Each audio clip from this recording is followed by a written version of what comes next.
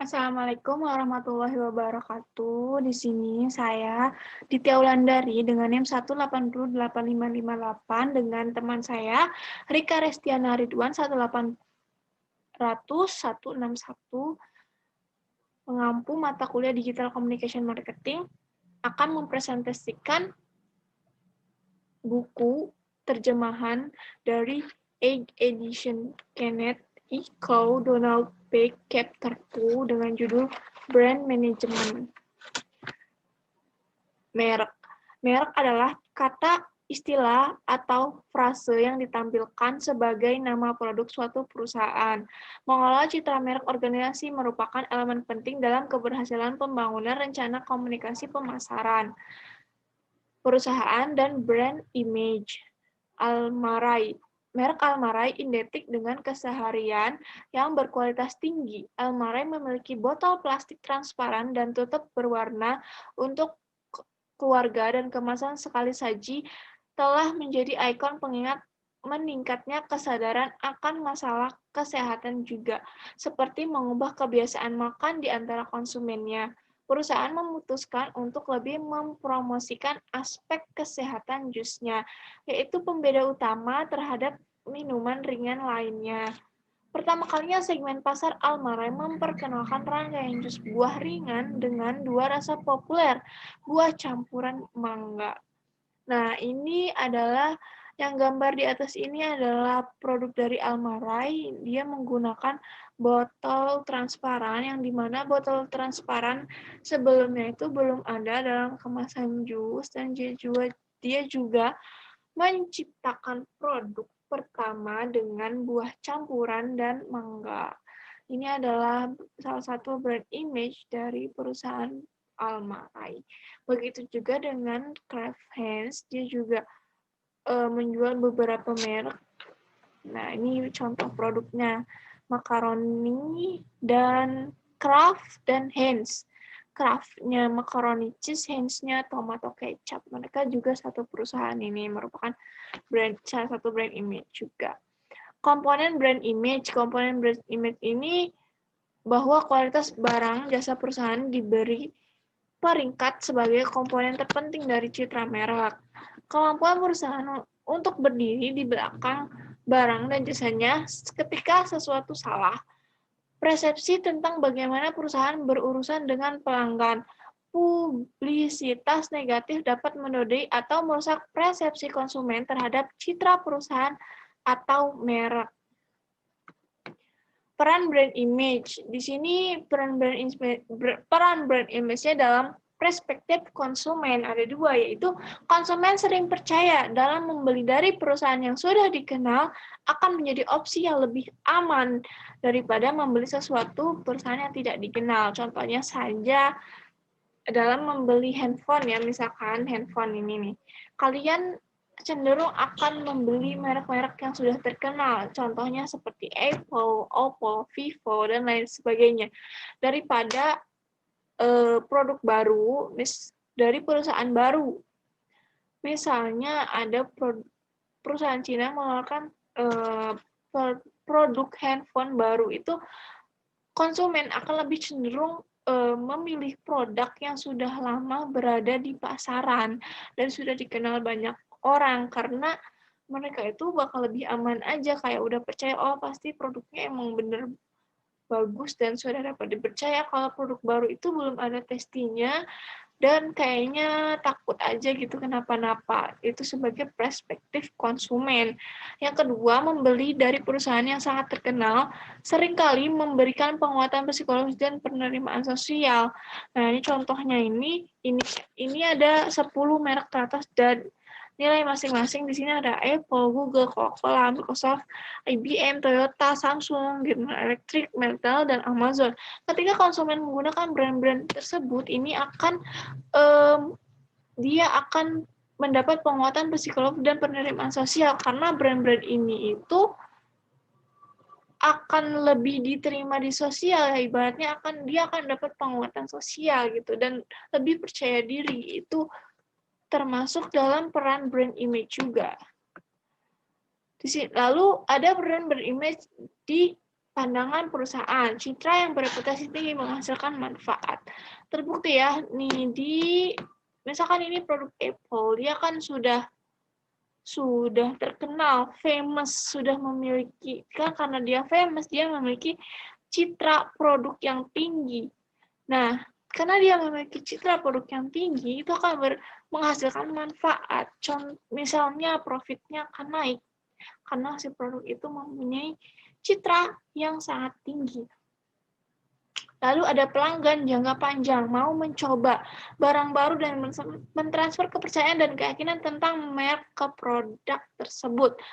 Nah, pelanggan yang sudah percaya dengan perusahaan tertentu, dia akan mencoba barang baru yang dikeluarkan oleh perusahaan tersebut dengan senang hati gitu. Kemudian dia akan mencoba dan jika dia yakin dengan produknya, dia akan mentransfernya kepada teman dan kerabatnya untuk mentransferkan keyakinan dan kepercayaannya kepada produk baru tersebut. Sehingga nih yang ada di poin pertama, citra produk yang baru itu dapat berkembang atau dapat tumbuh berkembang dibantu oleh pelanggan jangka panjang ini.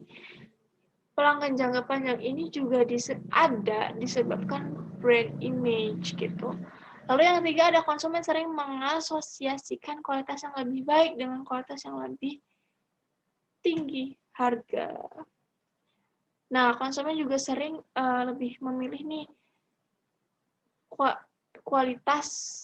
kualitasnya baik, harganya tinggi, itu kualitasnya baik atau tidak gitu. Di situ juga brand image muncul. Lalu yang keempat, pelanggan yang loyal cenderung tidak mengganti pembelian ketika perusahaan lain menurunkan diskon penjualan dan rujukan serupa. Nah, ini dialami oleh pelanggan-pelanggan yang benar-benar loyal karena dia sudah nyaman dan sudah yakin dengan produk yang dia gunakan, dia akan terus menggunakan produk itu walaupun ada produk-produk baru misalkan yang diskon, buy one get one, atau produk-produk yang lain itu menawarkan diskon dan bujukan, itu dia akan tidak pernah ingin membeli produk tersebut karena dia sudah yakin dengan satu produk yang dipakainya gitu. Yang terakhir, sikap pelanggan yang positif menciptakan loyalitas yang lebih kuat ke merek. Ya betul, pelanggan yang positif itu akan membantu berkembangnya citra produk itu juga gitu. Dan akan menghasilkan reputasi yang tinggi juga terhadap brand image suatu produk. Lalu ada nama dan type brand. Nama merek dapat ditempatkan ke dalam kategori menurut David Presiden dari pendiri leksikon. Nah, ini tuh ada aktual, tersirat, visional, konseptual, dan ikonolastik. Lalu kemudian ada brand keluarga. Brand keluarga ini banyak merek menghasilkan silsilah keluarga. Contohnya itu Sorcelli. Sorcelli itu kan yogurt ya, yogurt. Nah, dia itu punya keluarga, gulu-gulu yang minuman itu. Dia juga mereka itu adalah satu keluarga. Gitu. Sebuah merek keluarga berarti perusahaan menawarkan produk di bawah satu merek nama, merek Campbell berlaku untuk garis sub dan produk nabati lainnya. Konsumen yang melihat merek Campbell berharap tingkat kualitas tertentu pada produk yang ada, dan setiap penambahan atau modifikasi lini produk, seperti sub pilihan sehat, transfer ini asosiasi terjadi selama produk baru tetap dalam kategori produk yang sama. Ketika produk tambahan tidak terkait ke barang dagangan inti merek, transfer kesetiaan tidak terjadi dengan mudah. Lalu ada flank brand atau merek flanker, itu merupakan pengembangan baru merek oleh perusahaan dalam kategori barang atau jasa yang saat ini memiliki penawaran merek sebagai alternatif perluasan merek. Flanker adalah pengembangan baru merek oleh perusahaan dalam kategori barang atau jasa yang saat ini memiliki penawaran merek. Yang kedua, membeli dari perusahaan yang sangat terkenal seringkali memberikan penguatan psikologis dan penerimaan sosial. Ini membantu perusahaan untuk menawarkan lini produk yang lebih lengkap dan menjaga persentase pelanggan yang lebih tinggi, menetapkan hambatan masuk bagi perusahaan pesaing. Selanjutnya ada CO branding. CO branding ini atau aliansi branding adalah kombinasi atau aliansi dua merek dan dapat diambil 3 bentuk: merek bahan, merek kooperatif, dan pelengkap branding. Branding bahan melibatkan penempatan suatu merek dan dalam merek lain. Kooperasi branding adalah usaha patungan di mana 2 atau lebih merek ditempatkan pada barang atau jasa baru. CO branding melibatkan beberapa risiko. Branding pelengkap adalah pemasaran dua hal merek bersama-sama untuk mendorong konsumsi bersama atau pembelian bersama. Nah, CO branding ini atau disebut juga aliansi branding ini adalah di sini ada tiga anak panah yang merupakan cooperative branding, di mana cooperative branding ini juga termasuk ingredient branding dan complementary branding. Nah, di sini ada logo branding. Logo ini merek simbol yang digunakan untuk mengidentifikasi suatu merek. Ini harus dirancang untuk menunjukkan nama merek. Logo berkontribusi pada aspek tambahan pada citra merek. Nama yang kuat dengan logo yang dirancang dengan baik membantu konsumen mengingat merek dan pesan perusahaan. Ini contohnya McD dan Starbucks ya. McD dan Starbucks itu memiliki ciri khas khusus yang menonjol. Jadi setiap konsumen yang melihat itu, oh sudah pasti yang kuning-kuning, yang merah-merah ada M itu pasti McD. Walaupun misalkan itu di McD ini ditempel di logo boneka gitu, orang tahu pasti ini bonekanya itu dari McD karena dia itu mempunyai ciri khas yang menonjol gitu. Dan ini juga merupakan salah satu aspek citra merek atau brand image ya. Dan Starbucks juga hijau, bulat, ada perempuan di tengahnya dengan menggunakan mahkota. Itu juga orang tuh kayak udah tahu gitu kalau ada hijau-hijau, ada perempuan punya mahkota, oh itu pasti Starbucks gitu. Selanjutnya akan dilanjutkan oleh teman saya yaitu Rika.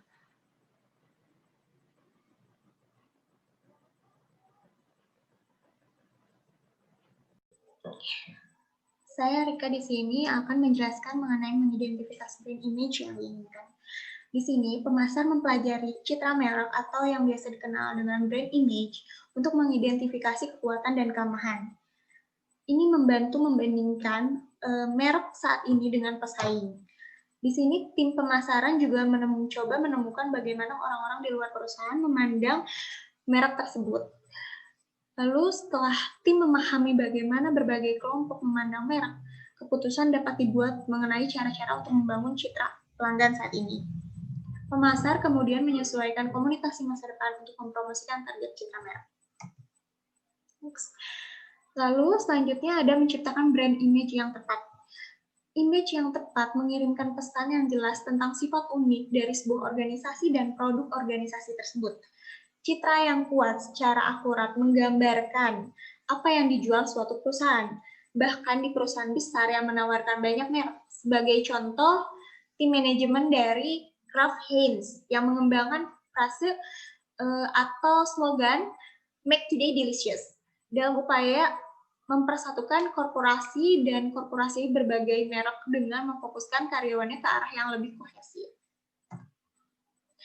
Lalu ada memperbaiki brand image. Kenapa sih kita harus memperbaiki brand image? Karena di sini memperbaiki suatu brand image atau suatu citra kalau dalam bahasa Indonesianya, yaitu membantu perusahaan dalam menjual produk baru dan dapat menarik pelanggan baru. Pada saat yang sama, memperkuat aspek citra sebelumnya memungkinkan perusahaan untuk melakukan dengan mempertahankan pelanggan setia dan mereka yang merasa nyaman dengan versi aslinya. Lalu di sini ada developing and building power. Di sini kita akan belajar di mana sih posisi merek Anda sekarang, apa tujuannya, apa yang Anda lakukan untuk membangun merek tersebut, peluang mana yang harus Anda kejar dulu, dan di mana jebakannya. Maksud di jebakan di sini artinya adalah strateginya bagaimana seperti itu. Di sini fitur utama yang membuat merek tetap kuat terjadi ketika merek tersebut berisi sesuatu yang menonjol bagi pelanggan, yang dapat berasal dari beberapa sumber.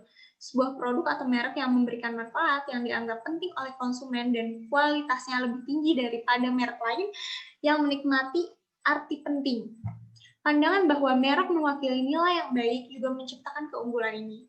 Merek mungkin dianggap lebih unggul dari yang lain karena citranya mengarah pada loyalitas pelanggan berdasarkan properti yang menonjol tersebut. Di sini kita bahas brand loyalty. Apa sih brand loyalty? Nah, brand loyalty itu atau kita loyalty itu berasal dari kata bahasa Indonesianya adalah kepercayaan. Nah, loyalitas merek ini merupakan tujuan akhir dari membangun merek yang kuat. Di sini ada indeks keterlibatan loyalitas pelanggan kunci merek atau CLEI menunjukkan bahwa emosi dan nilai adalah pendorong utama loyalitas merek. Daripada pemikiran rasional berdasarkan atribut produk, loyalitas dihasilkan dari pengalaman konsumen dengan merek dan hubungan emosional yang dimilikinya. Intinya, loyalitas mempresentasikan apa yang diwakili atau diartikan merek bagi konsumen pada tingkat emosional. Selanjutnya, brand equity atau dikenal dalam bahasa Indonesia ekuitas merek. Ekuitas merek ini memengaruhi pilihan dalam proses pengambilan keputusan. Produk dengan ekuitas merek yang kuat seringkali dipilih daripada produk dengan ekuitas merek rendah atau merek yang kurang diketahui oleh karyawan di perusahaan. Skenario yang sama terjadi di pasar internasional. Ekuitas merek membuka pintu bagi perusahaan asing, pialang, dan pengecer dan memberikan hak istimewa yang tidak dapat diperoleh produk dengan ekuitas merek rendah. Ekuitas merek menghalangi konsumen untuk mencari produk yang lebih murah, penawaran khusus, atau insentif lainnya. Ini mencegah erosi pangsa pasar produk. Bahkan ketika proliferasi merek digabungkan dengan manuver promosi oleh pesaing.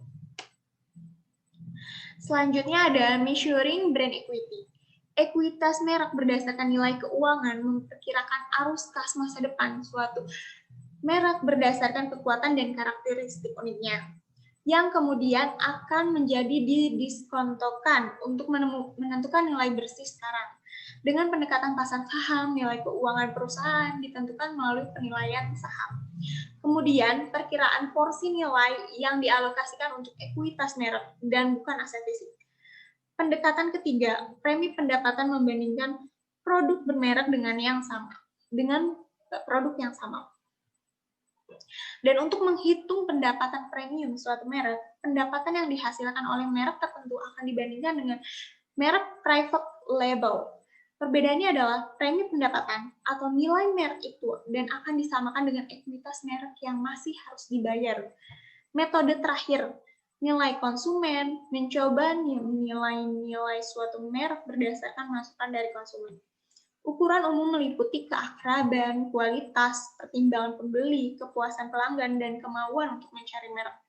Kesulitan dengan pendekatan ini adalah bahwa semua ukuran didasarkan pada sikap konsumen. Studi mengukur 8 perasaan emosional yang dimiliki konsumen terhadap suatu merek. Yang pertama ada pemahaman, mudah didekati, relevansi, kekaguman, keinginan, identifikasi, pemberdayaan, dan kebanggaan. Private brand, merek pribadi, label pribadi, dan merek toko adalah merek kepemilikan yang dipasarkan oleh organisasi atau biasanya didistribusikan secara eksklusif di dalam gerai organisasi. Yang kedua, di dalam private brand ini ada advantage to retail, response from manufacturer. Advantage to retail ini adalah pengecer yang mempertahankan markup yang lebih tinggi. Pada label pribadi, memiliki kesempatan untuk menggunakan beberapa margin untuk iklan dan promosi merek. Dan respon from manufacturer ini, produsen dapat berfokus pada beberapa merek inti daripada membagi dana periklanan di antara sejumlah besaran merek inti banyak diiklankan, yaitu membantu pabrikan mempertahankan nama mereknya, memperkuat gagasan bahwa konsumen adalah konsumen membuat keputusan yang tepat saat mereka membeli merek nasional pabrikan, dan tujuannya adalah ikatan dengan konsumen sebelum dan sesudah pembelian. Lalu di sini ada packaging. Tentunya konsumen akan suka dengan yang namanya kemasan. Kemasan luar harus lebih menarik konsumen. Di penjelasan di sini adalah kemasan dan label dipandang sebagai bagian penting dari program komunikasi pemasaran terintegrasi perusahaan. Di sini tidak masuk akal untuk menghabiskan jutaan dolar untuk iklan hanya untuk kehilangan penjual di toko karena paket yang tidak bersemangat. Jadi di sini adalah bahwa suatu iklan memang berpengaruh terhadap penjualan, tetapi di internal suatu produk, di internal perusahaan itu harus mementingkan packaging, karena bagaimanapun juga konsumen itu akan lebih tertarik ketika melihat tampilannya dulu daripada iklan yang ditampilkan, karena iklan itu adalah sebagai penunjang. Terima kasih atas perhatiannya, mohon maaf bila kami ada salah-salah kata, dan semoga bermanfaat. Wassalamualaikum warahmatullahi wabarakatuh.